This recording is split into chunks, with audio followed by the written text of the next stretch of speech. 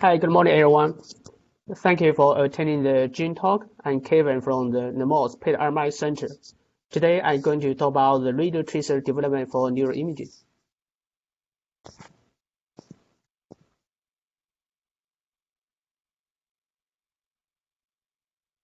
First, let's see some background information.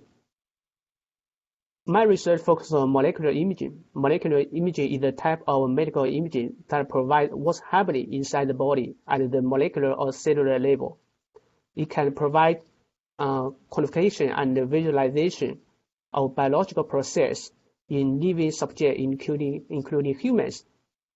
Each imaging modality has its own characteristics, advantages, and limitations. You can see that there are typically 6 imaging modalities: optical imaging, PET imaging, and MRI, SPECT imaging, ultrasound, and CT. And each imaging has its own advantages and limitations, and most imaging modality can be translated from the preclinical research and to clinical investigation in the drug development process. And you can see that, and PET, and for the optical imaging, I think currently not clinical translation, and there are few cases. Most all the imaging are very long in the clinical application, and each imaging modality are considered complementary instead of competitive.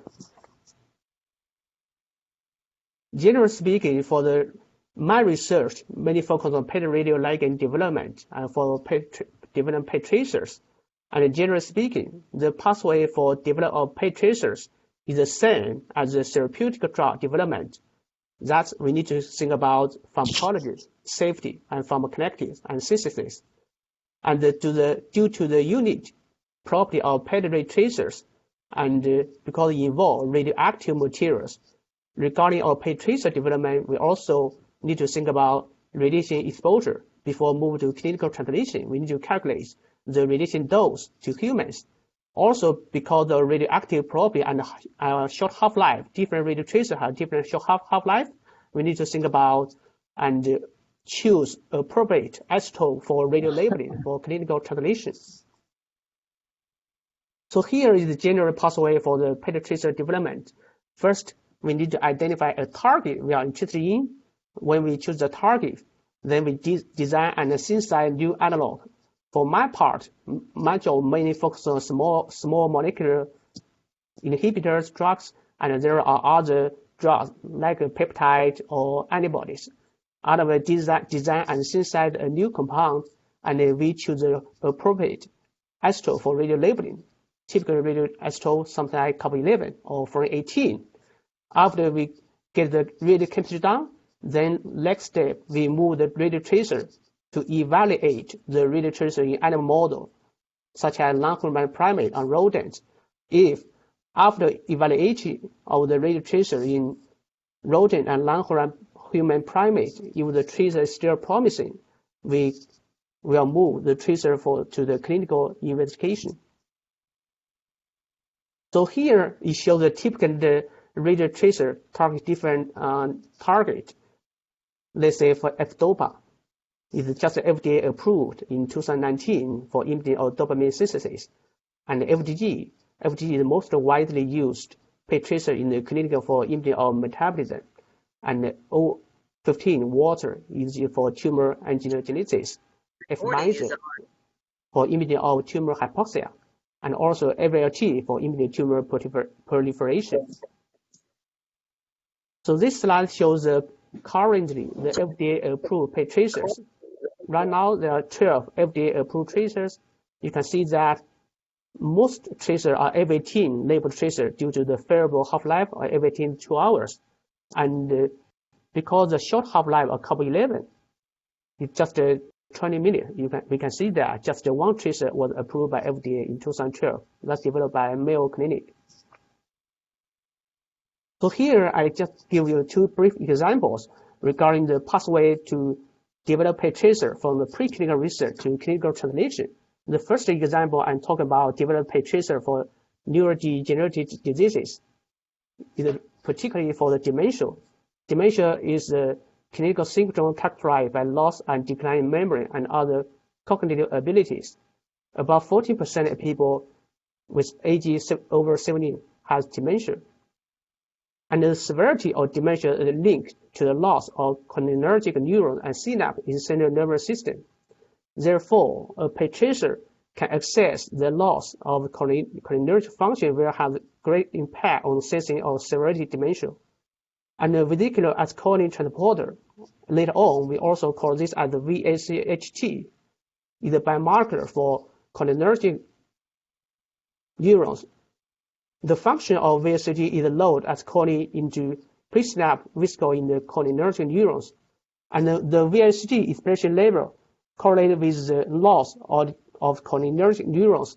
Therefore, VACHT is widely accepted as a reliable biomarker for assessing of the cholinergic neuron dysfunction. So here I just omitted some because we already choose the target we are interested in, then we design and synthesize new compound. I just omitted the detailed synthesis step for the compounds. I just highlight after extensive synthesis, we choose 3 compounds for radio labeling.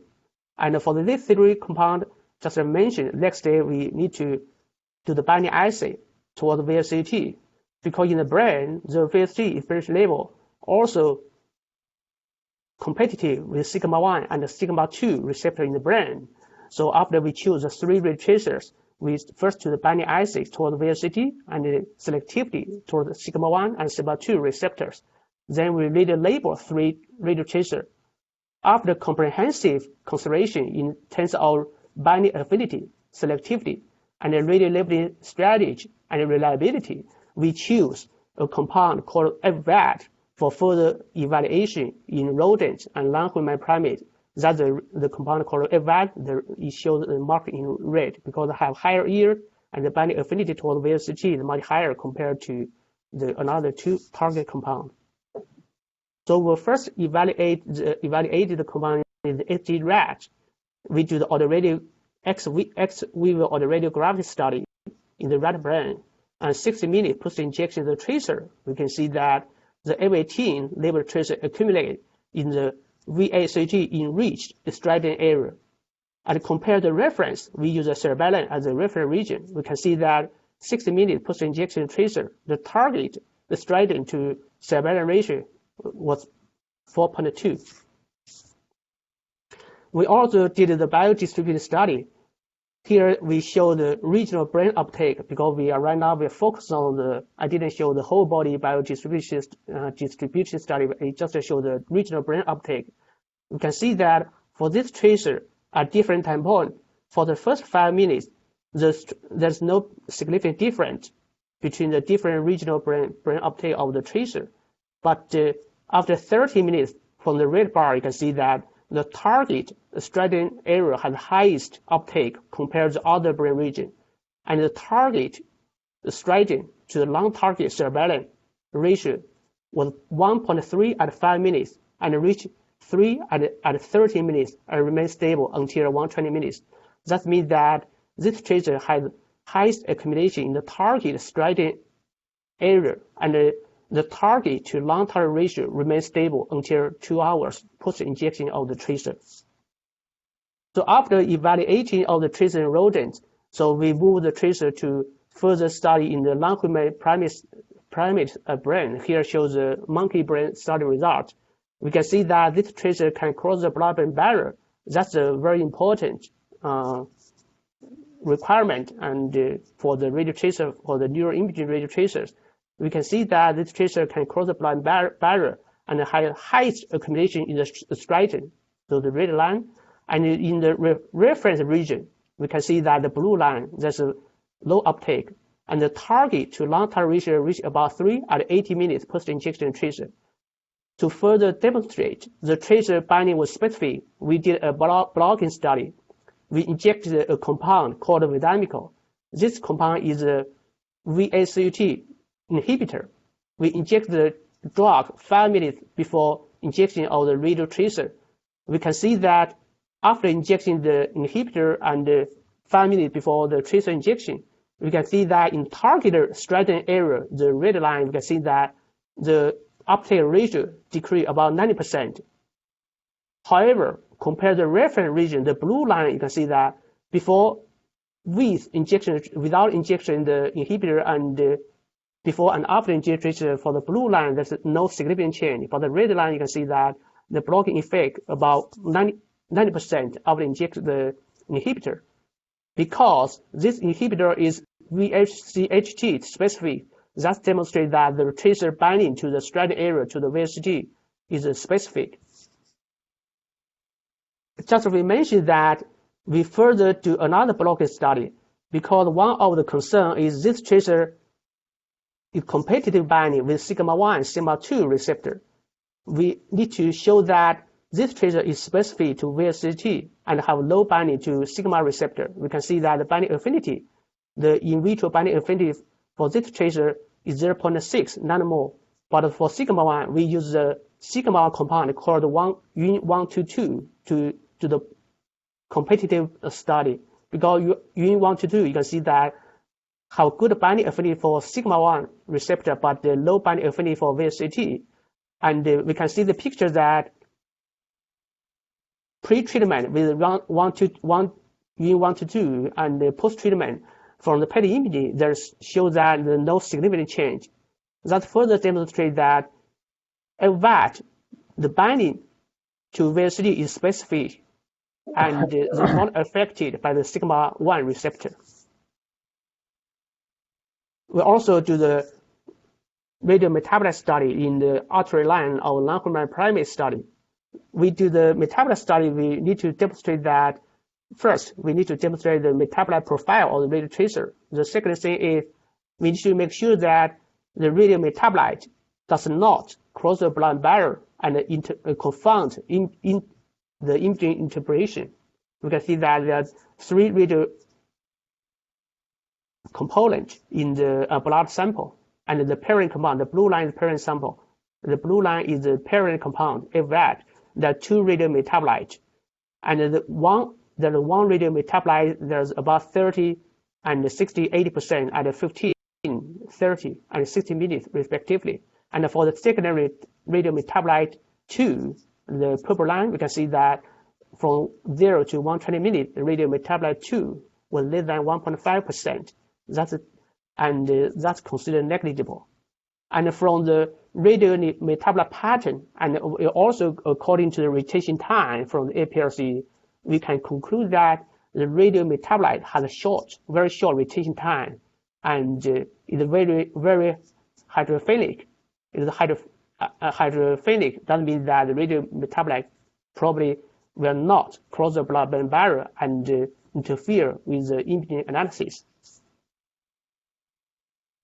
To move the further clinical translation, just as I mentioned, first we do the retest study. We do several monkeys, or the same monkey scan different times, and to demonstrate the reproducibility, and also do the specificity binding in the non-human primate study. We also did the toxicity study in rat, in the rodent, to demonstrate that this radiotracer compound is have negligible toxic effect before injecting human. Because the unique property of radiotracer, we also do the dosimetry study in 2 male, 1 female monkeys. Dosimetry shows that for dosimetry, we need to determine the critical organ, because each different organ, the radiation exposure is different. We decide that the liver is the critical organ. For this tracer, we can inject about up to 20 millicurie to the human subject. Then next step, we will start clinical after getting the promising preclinical result in rodents and non-human primates. We are going to start clinical translation of the tracer. Regarding clinical translation, we will involve different teams. We need to work with FDA regarding the IND application and a regulatory team. We just also work with different teams, preclinical evaluation team, and the physician and the clinical production team. For my role, I'm mostly involved in the radioligand development and the clinical production of the tracer. Here shows in the clean room, in the GMP room, we conducted 3 consecutive validation rounds of the tracer to demonstrate that this tracer is safe to inject to human. Regarding the clinical production, we are going to test the pH value of final radiopharmaceutical and also the purity and also the solvent, residual solvent, because we use a different solvent to purify residual solvent. Particularly, we need to demonstrate that this tracer is sterility and the toxin test to make sure that this tracer is good for human injection. So here shows the first in human study result in healthy subject. You can see that very consistent with the non-human primate study. We can show that this tracer has highest accumulation in the striatum area, and the striatum area is the VSCT enriched target area. And the red curve, SUV curve, we can see that the uptake in the striatum is very high, and in the reference cerebellum region, and the tracer wash out from long-term region very fast, very quickly. And use a different modeling, we can calculate the binding potential, the target to long-term ratio. The binding potential, we can see that different modeling is binding potential around 6. And right now, in fact, this most of the work was done in Xuyi before I joined the MOS. In fact, they got 2 R1 regarding this project. And right now, they still continue to evaluate of this tracer in Parkinson's disease and Alzheimer's disease and dementia. Because healthy subject, you can see that they're very high uptake in the target striatum area. But for the Parkinson's disease, I have regarding the striatum uptake, definitely because the loss of cholinergic neurons, you can see significantly lower uptake in the striatum area, or the uptake in the 2 regions, the left brain and right brain is not symmetry, is asymmetry uptake pattern. That means that we can have early diagnosis regarding the disease onset or progression and monitor therapeutic treatment effect. So here is just I give you a brief pathway from the preclinical study from radio target selection and radio ligand design, radio labeling, and evaluate all the tracer in rodent, non-human primate, how to work with the FDA, different regulatory team and physicians to move the tracer to clinical research for first-in-human study. So for this one, we also, in fact, regarding the human study, we also did the metabolite analysis. There is one major radio metabolite for the human blood sample. This metabolite profile, in fact, very consistent with the non-human primate result for the human metabolite profile. So here shows the pathway for the preclinical research to clinical translation of radiotracer. So currently at the MOS, we also are actively working on another tracer. It's called the tryptophan tracer.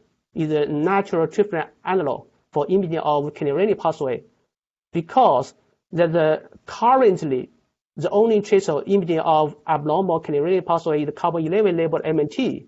Because the short half-life, the carbon 11 in 20 minutes need an on-site sector to produce the radiotracer. At the same time, for this tracer, carbon 11 labeled MT, and the radio labeling procedure very complex. We need to minus 50 Celsius degree to radio label this compound. And right now, currently in the world, including US, I think less than 10 institutions can produce this tracer. Because the variable half-life, this MT was used for neuro-oncology and epilepsy, tuberous sclerosis. We can see that, and the advantage of this tracer can different according to the tracer update different connected. We can differentiate different tumor grade and even the different tumor type according to the connected. That's the advantage of MT. But disadvantage, just I mentioned, the short half-life of 20 minutes compared to from 18 and the complete radio labeling procedure. So we are trying to develop a new tracer with F18 labeled 1, because the variable half-life of F18 2 hours, just I mentioned, the FDA approved PET drugs, there are 12 PET drugs developed by FDA, and 7 are F18 labeled 1, just 1 developed by Mayo Clinic is the carbon 11 labeled 1. So we are working with our team to develop a F18 labeled tracer.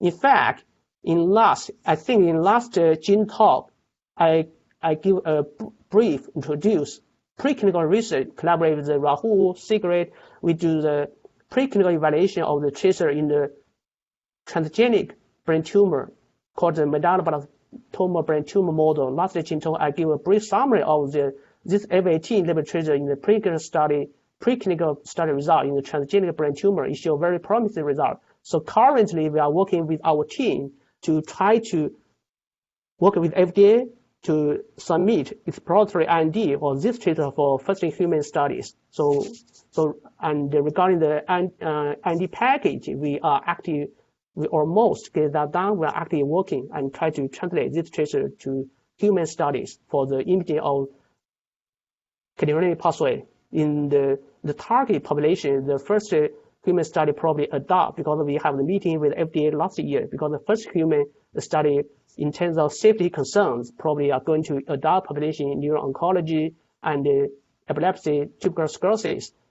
And the FDA recommend after we get a safety evaluation in adult population, then next step we are going to target pediatric population because we are a pediatric hospital. So pediatric population is a highly interest of our collaborators, physicians. So just now I mentioned the talk, and the first part of the talk was at the staff I was done in Washington University, St. Louis. And the second part, and I believe we are actively working on clinical translation, another triplet tracer. That was done, that was current, active, ongoing at the Nemours Children's Hospital. So that's the talk. Thank you very much.